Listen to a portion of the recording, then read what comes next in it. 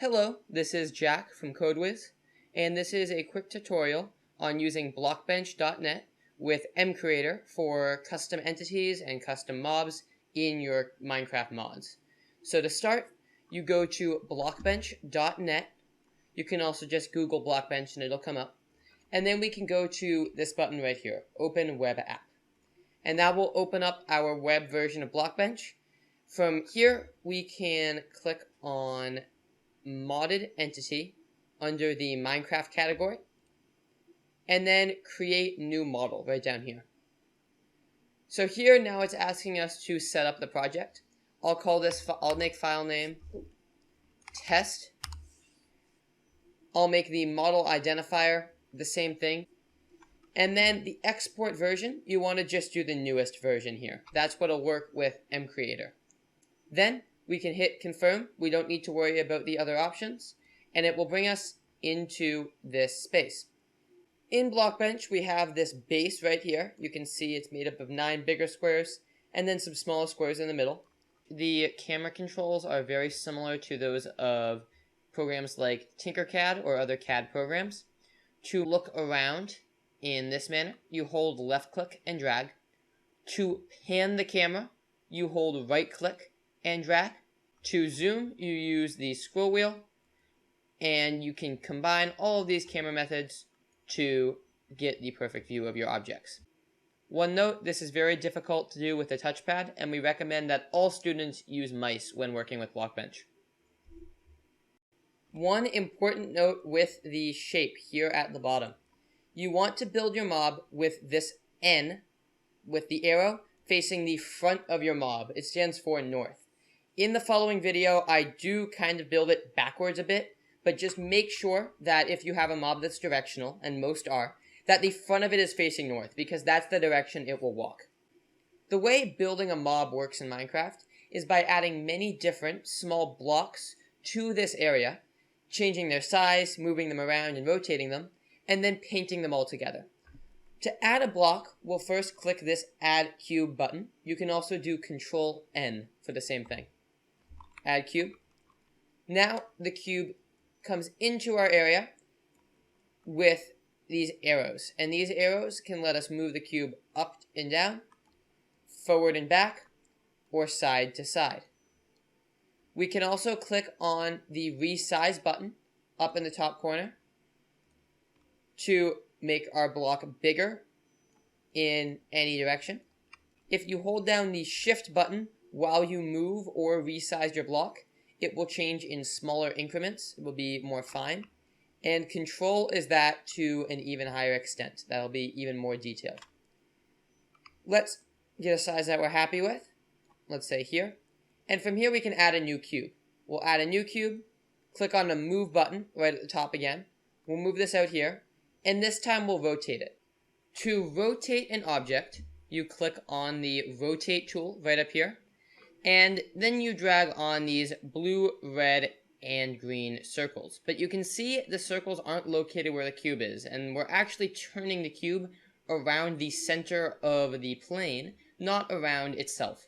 And in order to center its pivot point, we just click on this square right up here where it says center pivot, and then we will be able to rotate the cube in all 3 directions nicely and smoothly, just like that.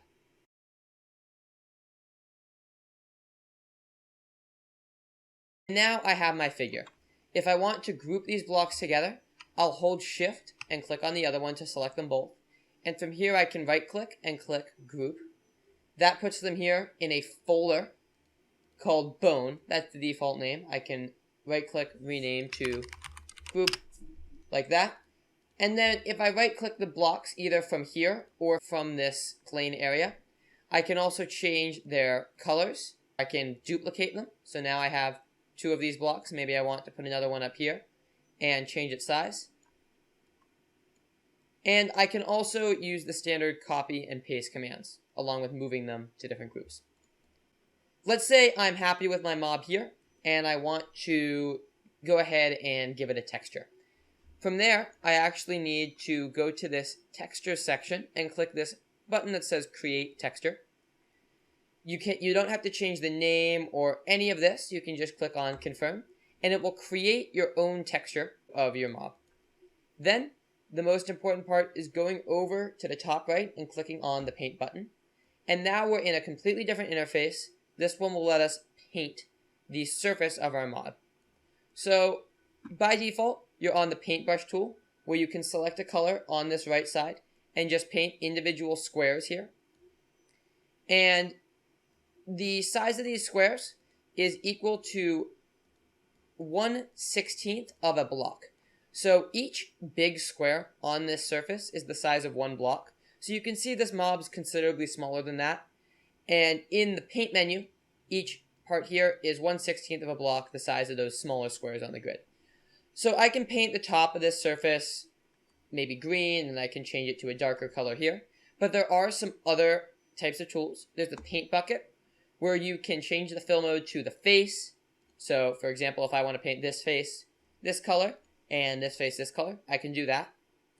You can also change it to connected colors. If I want to change all these greenish colors blue on a certain face, I can also do that. And you can change it to element, where it'll paint an entire cube that you have, one color.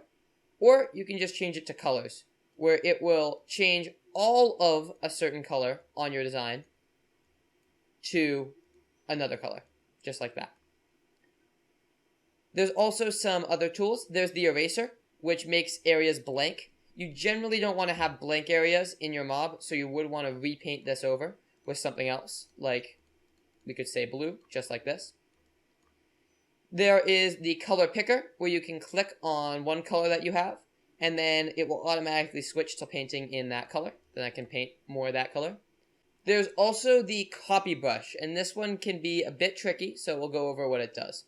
The first thing I want to do is paint everything the same color, so you can see exactly how it works. I'll change it to just black, I'll make it look blank, and I'll actually change it to element, so I can paint this very quickly.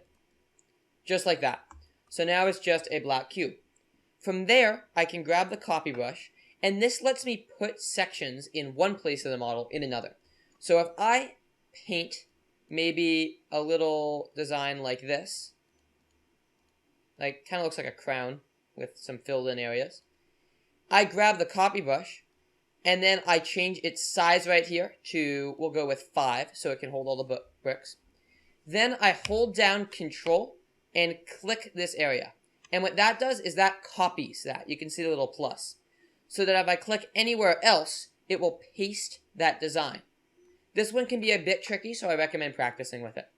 As far as the other tools, such as drawing a shape, like a rectangle, for example, or a hollow rectangle, an ellipse, or circle, you can play around with those as well.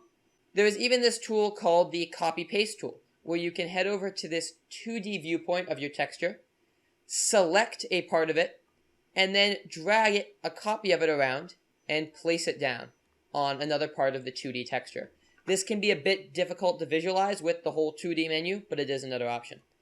The last common tool is going to be the gradient tool, where you can drag with a certain color, and it will actually create a gradient of that color on the surface. So if I paint everything black again, I'll show that off. If we grab the gradient tool, make this a blue color, and I click on the left side and drag it to the right, you can see this will create a gradient of that color. This can be very useful for more complex designs, where there's lots of different colors in different places, and you want to have a nice fade between them. That's all for the common colors you'll be using. Now we'll go over exporting this model and getting it into Blockbench. We'll click first on the Save button next to the texture. If we click Save, this will save a file called texture.png to our Downloads folder. We then want to go to File and export this as a Java entity. This is where Blockbench is going to tell us that we haven't saved the file as a Blockbench model file that we could come back and edit later.